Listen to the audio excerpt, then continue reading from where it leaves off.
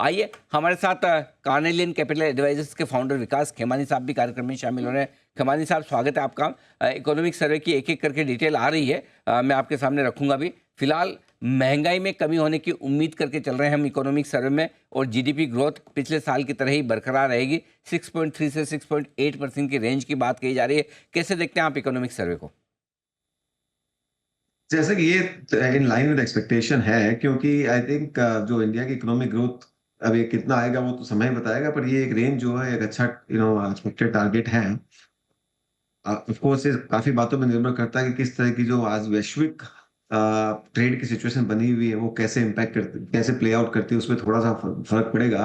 But जहां तक India के domestic investments, infrastructure investment, industrial investment की बात है, वो आई थिंक ट्रैक पे रहे तो ये ग्रोथ अचीव की जा सकती है। कंजम्पशन में जो स्टेबिलिटी है वो मुझे लगता है रहे तो ये सब अचीव हो सकती है। थोड़ा इंटरनेशनल फ्रंट पे अनसर्टेनिटी हो सकती है, but that you can't control at this point in time.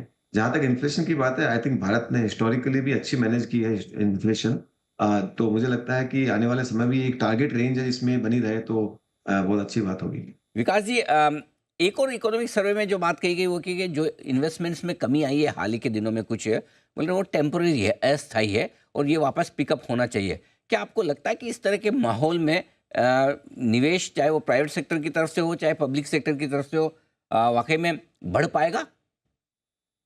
बिल्कुल अनिल जी, आई थिंक आप देखेंगे तो इसमें पिछले कुछ समय में निवेश में कमी आने की दो कारण थी। एक तो जो I think first half of year में हम इलेक्शन सीजन में थे, तो एक थोड़ा सा उसका फर्क पड़ता ही है, डिसीजन पोस्टपोन हो जाते हैं प्रोजेक्ट्स वगैरह। तो आई थिंक वो एक थोड़ा सा मुझे लगता है फर्क पड़ा। और दूसरा, आई थिंक पिछले 3-4 महीने से सिस्टम में लिक्विडिटी बहुत टाइट थी। आई थिंक जो अभी रिसेंटली आरबीआई ने कुछ तो कदम उठाए हैं उनको ईज करने के लिए।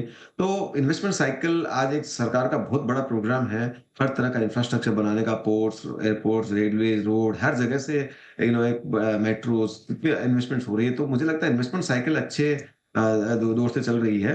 प्राइवेट सेक्टर में भी इन्वेस्टमेंट काफी अच्छा पिकअप हो रहा है। कोर इंडस्ट्रीज में आई थिंक इन्वेस्टमेंट्स अनाउंसमेंट हो रहे हैं, पिकअप हो रहा है। तो मुझे लगता है इन्वेस्टमेंट साइकिल इंडिया की सही दिशा में जा रही है। जो शॉर्ट टर्म चैलेंजेस की वजह से कुछ कुछ स्लो डाउन हुआ है, वो बिल्कुल हमको देखने को मिला, पर मुझे लगता है पिकअप कर सकता है। विकास जी, ऐसी सिचुएशन में चूंकि आज तो लगातार चौथे दिन अच्छा मजबूत है बाजार, बजट से पहले हल्का भी था इसलिए रिकवरी भी आ रही है, लेकिन क्या लग रहा है, वाकई में पोजीशन अपने आप को ठीक कर रहा है या बजट को लेकर बाजार उत्साहित है? थिंक ये थोड़ा सा इंडिकेशन आ रहा है कि एक पुराना जो वीकनेस का माहौल था, सेलिंग आई थी कुछ बहुत सारे कारणों से, वो थोड़ी खत्म हो रही है। और बजट के अंदर एक बीच में थोड़ी सी एक्सपेक्टेशन बनी थी कि नेगेटिव कुछ अनाउंसमेंट्स आ सकते हैं, उनके अराउंड भी आई थिंक थोड़ी सी एक वापस पॉजिटिविटी बन रही है। तो मुझे लगता है उसको लेके एक है, बट सी मार्केट एक एस तीन पिछले 2 साल में बहुत अच्छा किया है। तो आई थिंक जो एक नजरिया है कि मेरा को लगता है मार्केट इसी रेंज में एक नैरो चलते रहेगा। बजट में कुछ अनाउंसमेंट आएंगे, उसकी वजह से हो सकता है थोड़ा बहुत पॉजिटिव, डिपेंडिंग उनके आता है फिजिकल डेफिसिट, जैसे अजय बग्गा साहब ने कहा, मैं पर्सनल इनकम टैक्स पे क्या करते हैं, उससे एक हो सकता है थोड़ा, और अगर ठीक ठाक सरकार कुछ करती है तो पॉजिटिव माहौल बन सकता है। पर मुझे लगता है धीरे धीरे नेगेटिव कम होंगे। और वैसे इंडिया की लॉन्ग टर्म स्टोरी में कोई प्रॉब्लम नहीं है।